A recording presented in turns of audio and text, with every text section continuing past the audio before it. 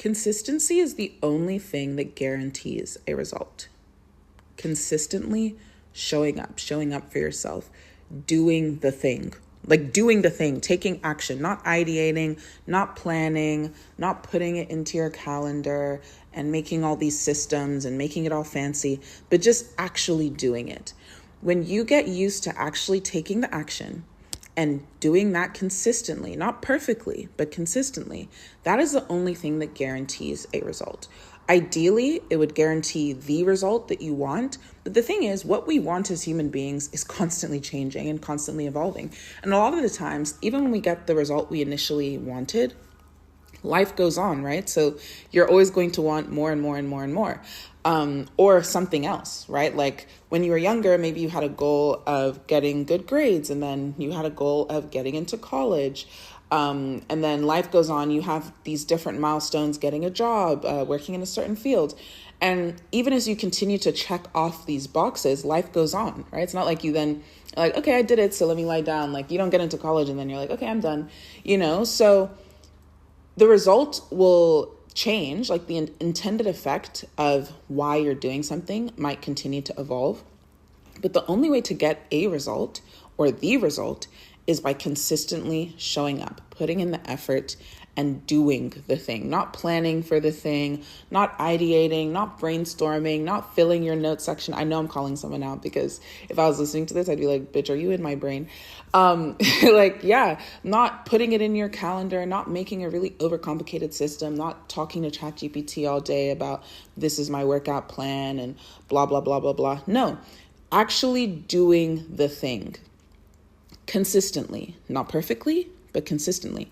That's the only way to guarantee you see results.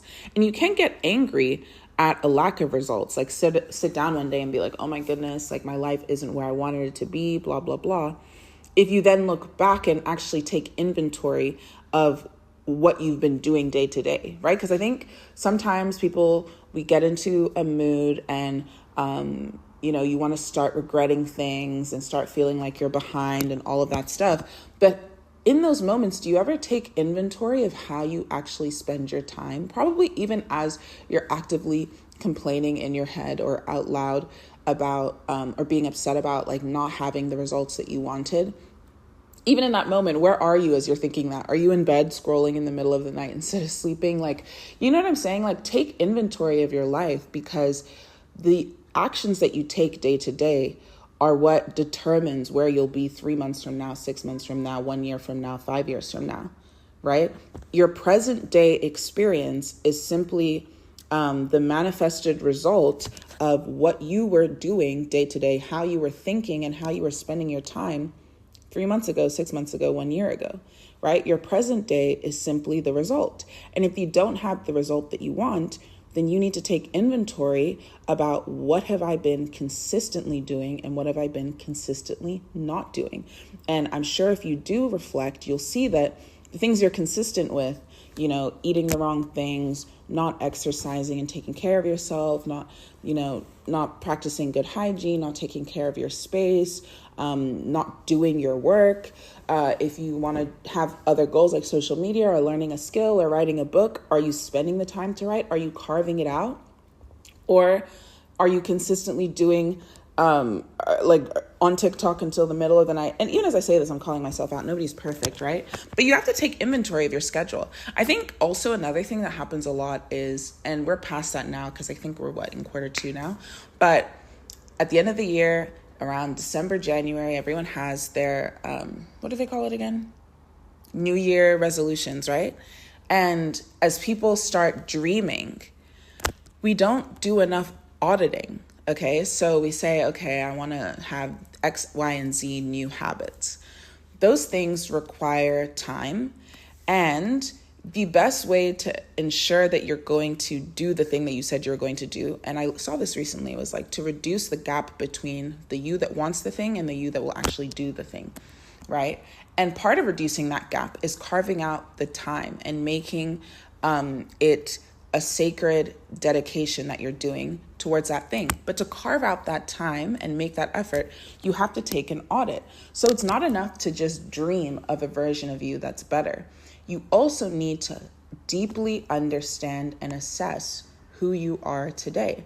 Because if you don't learn the skill too of looking at how you think and not assuming that that is a fixed state, right? You have to assess who you are today. What do I spend time on? What are my thought patterns? How do I react to things? What is my identity subconsciously? Even if I don't think that I act this way, clearly it's manifesting in my behavior. So what are the thought patterns that are probably driving that? A huge advantage that will push you ahead, and I want to say ahead of other people because I think you really should only compete with who you were yesterday, right?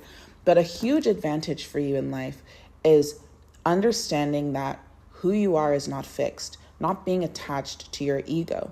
Because when you're not attached, then it doesn't offend you to kind of make changes to it, to tweak it, right? The weird thing about an ego is if there are bad qualities that make up your ego, and that kind of external facing identity for yourself.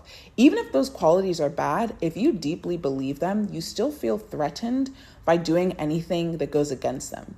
So even the idea of procrastination, right?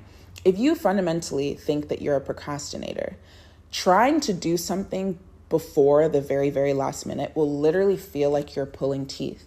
And of course, that might have to do with other conditions and stuff like that, like ADHD or other things that you have going on. And I won't ascribe some kind of value to it. It doesn't mean you're a lazy, bad person. That's not what I'm saying. But if you, in your heart of hearts, identify as a procrastinator, you will resist the behaviors that contradict that. Because if who you are is a procrastinator, who the hell are you to start an assignment on Monday that's due on Friday? To start a work deliverable on Monday that's due on Friday.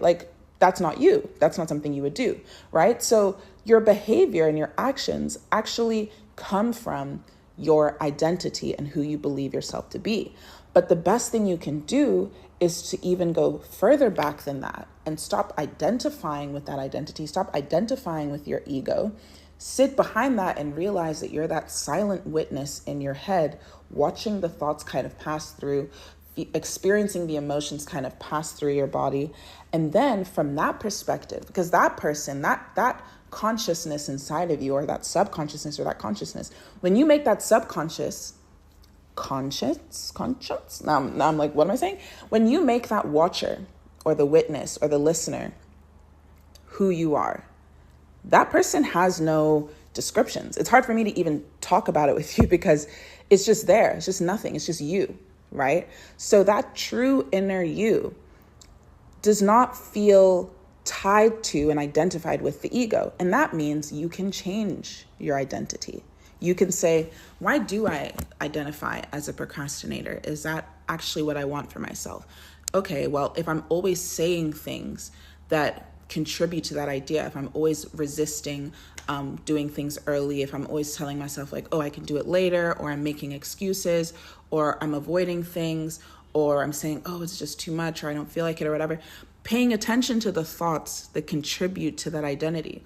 Now you're almost going into your own source code, to nerd out for a second, you're almost going into your own source code and rewriting it and saying, okay, I don't like that I believe that, I'm going to change it. And I've talked about this before, how I had to convince myself that I was beautiful by just doing affirmations. And when I first started out, it was so uncomfortable for me to be kind to myself. And I remember crying a lot. And I did it every single day for maybe a month or two. And this was 2021, I want to say. And I kid you not, I've not really ever had to do any affirmations related to looks since that point because I changed the source code. So I fixed it. I fixed it. So I didn't have to worry about it anymore. So that's related to beauty, right? But if you wanted to think about other functional things like procrastination or whatever it is, anywhere that you have a limiting belief about yourself that's kind of ingrained in your identity, first, right, you need to take an assessment of who you are. Journal, describe what you think your ego actually is. This is Obie. She does this. She likes this. She's good at this. She's bad at this, right? And then as you're writing, you'll notice okay, these are the negative things I'm saying. why do I feel that way? And then dive into that topic more. You'll start to notice what thoughts emerge when you get into that topic. Maybe there was someone from your childhood that was always putting you down and that made you feel like you weren't smart enough. Or maybe people always used to laugh at you and make you the butt of jokes and that made you feel X, Y, and Z way. Try to kind of get to the bottom of it. I think this is called like shadow work, right? But you take the inventory first. You do the audit, right? The assessment of your identity. And then you try to push and push and push till you get to the source code. You do the shadow work, get to the source code of these are the thoughts contributing to why I define my identity this way. Pick out the ones that are limiting in any way, because it's those limiting beliefs that contribute to the way you experience life. This isn't even just identity in terms of like procrastination, beauty, those are more your own traits, right? It could even be limiting beliefs related to money, limiting beliefs related to ability, limiting beliefs related to what you deserve in this life, how far you can climb, what kind of dreams you can have, what kind of jobs you can take up, how much space you can occupy in this world, what kind of relationships you deserve. Uncovering those limiting beliefs will then show you the map that was pointing to why you act the way you act. And when you do the work to uncover those limiting beliefs, now you flip them on their head. So if you thought you were ugly, now you're pretty. If you thought you were stupid, now you're smart. If you thought that if you had a scarcity mindset, now you have an abundant one. You switch up all the language and you write that list down and you say it to yourself every single day. You make a voice recording, you fall asleep to that voice recording playing. You make a video, you speak to yourself in the mirror. What you find is, even without actively changing your behavior yet, you're rewiring your mind to reject those limiting beliefs. Because once you believe something about yourself, that's how you're going to behave. And again, I talked about identifying with the ego versus like stepping behind it, being the watcher, the witness, the listener. If you've read The Power of Now, it would probably be easier to kind of follow what I'm saying. It's like my favorite book ever, and I feel like really defines why I think about the world the way I do, because I read it when I was like maybe 14, I want to say, or 13. But anyways, right? Yeah. I've talked about the identity and the ego and then stepping behind that. By stepping behind that, that's what allows you to do all of this stuff, right? Because if you were identified with your ego, it's uncomfortable for you to question yourself. And it will be uncomfortable. But when you step outside of that and say, I'm going to go fix the source code because the true me is not attached to any of these traits. So I'm just going to make sure I make the identity that I have be the best version. Then you can flip these limiting beliefs on their head, rewire your brain because you fixed the source code. And before you know it, your behaviors will start to align with how you view yourself. Because someone that views themselves, even think about it like, someone that views themselves as like a classy person never wants to be seen doing things that might make them perceived as non-classy or tacky or whatever it is, right? And that definition of those words is up to the person.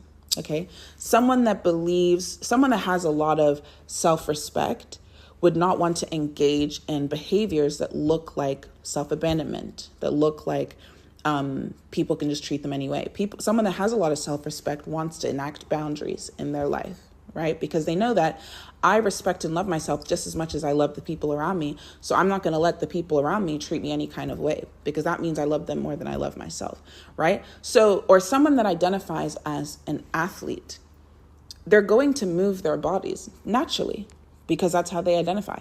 When I used to think of myself as an athlete, it was normal to me to exercise all the time. If I wasn't training for a sport, I was thinking about how to improve in the sport I was training, or I was at home doing, there was a time period, I think when I was 16, I used to do like 1,000 crunches a day.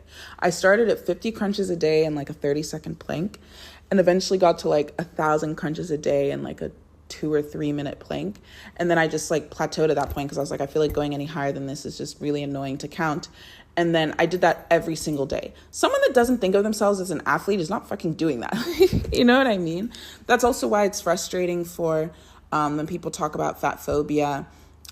It's frustrating when fat people go to the gym or try to buy gym wear, and then you have people that aren't fat being angry to be even in the same spaces as these people. And it's like, again, you don't associate fatness with fitness, even though some of the most fit people I know in this life are big, but you don't associate that. So when the picture doesn't match, it irritates you. And then as the fat person, it also makes you uncomfortable to be seen in those spaces because you feel like you don't belong there.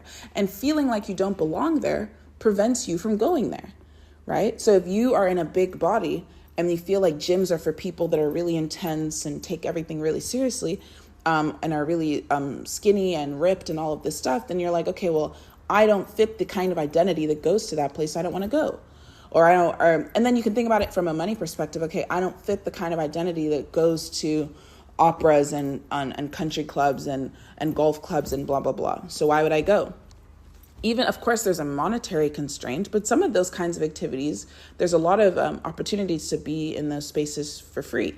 But we don't look for them because we think we don't belong there if you have that mindset that being around places of wealth doesn't make sense for you, right? Or you can think about it from the opposite perspective. If you are from like a higher tax bracket, you might feel uncomfortable being in spaces that look like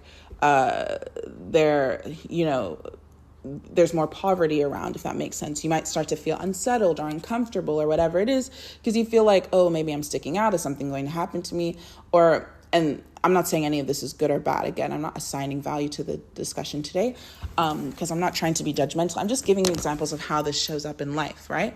But anyways, you've done the work, you've rewired and fixed your source code. You do the work of the affirmations. And the crazy thing is, it happens over time. At first you say it and you don't believe a word. But the more and more and more and more you say it, the more you believe it. It's the same way kids grow up, right? Kids aren't born racist.